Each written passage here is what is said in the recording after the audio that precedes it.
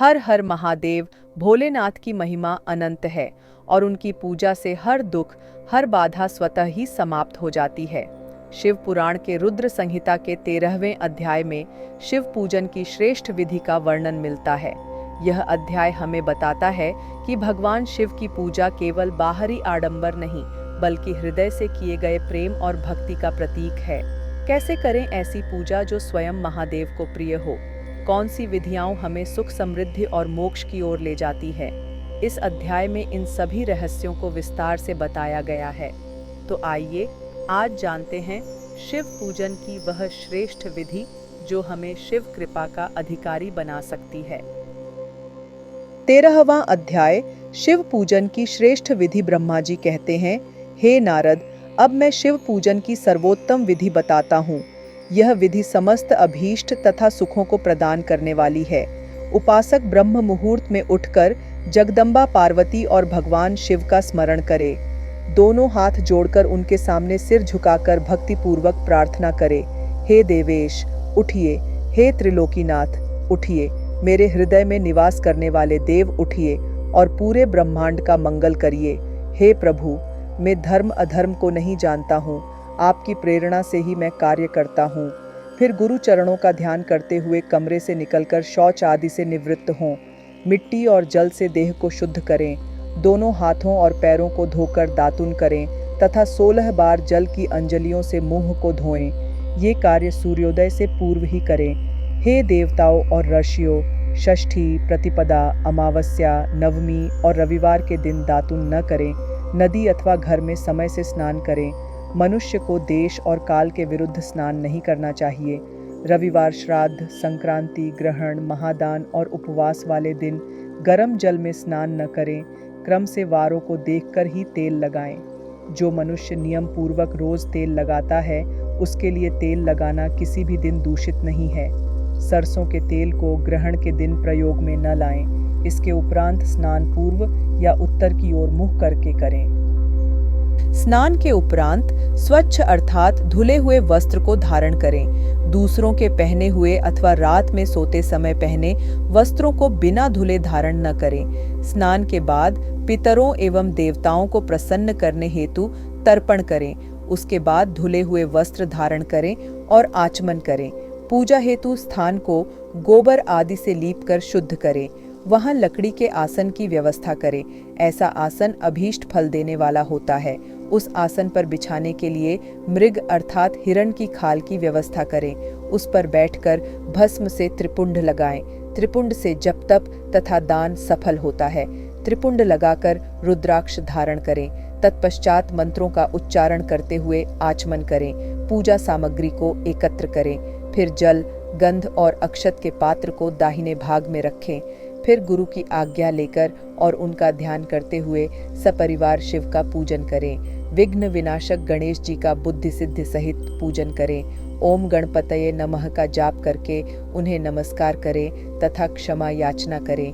कार्तिकेय एवं गणेश जी का एक साथ पूजन करें तथा उन्हें बारंबार नमस्कार करें।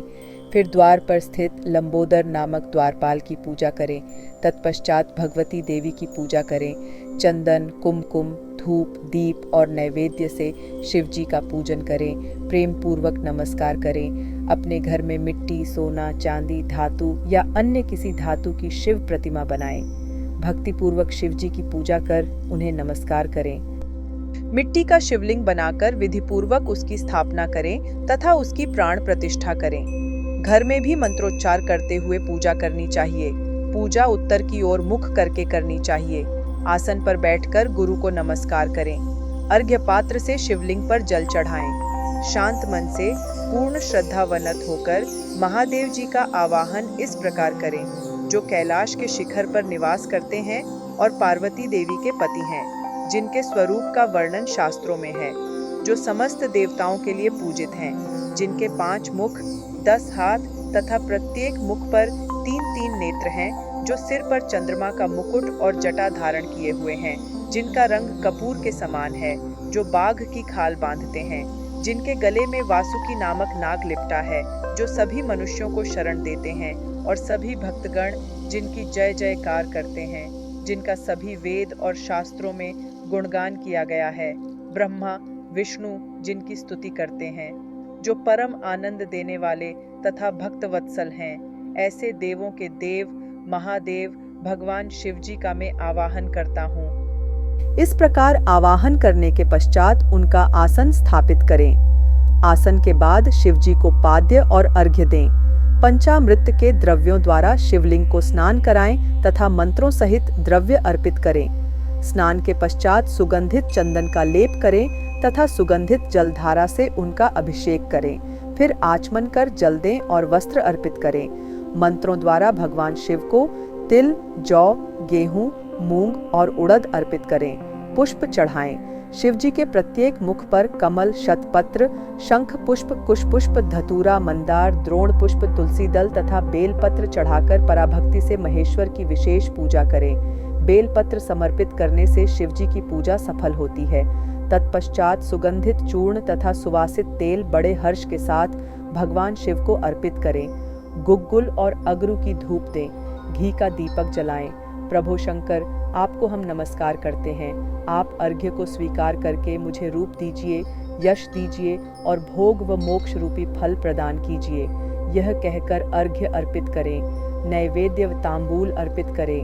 5 बत्ती की आरती करें। 4 बार पैरों में, 2 बार नाभि के सामने, 1 बार मुख के सामने तथा संपूर्ण शरीर में 7 बार आरती दिखाएं। तत्पश्चात शिव जी की परिक्रमा करें।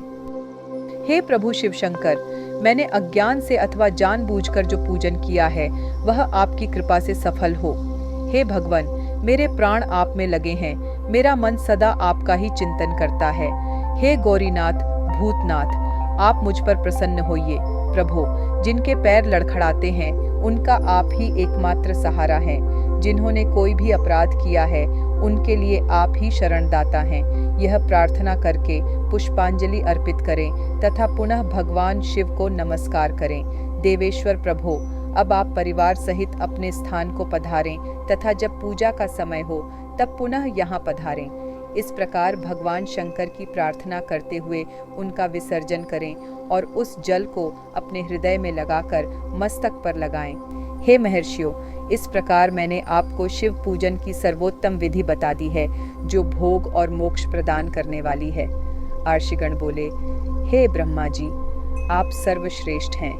आपने हम पर कृपा कर शिव पूजन की सर्वोत्तम विधि का वर्णन हमसे किया, जिसे सुनकर हम सब कृतार्थ हो गए।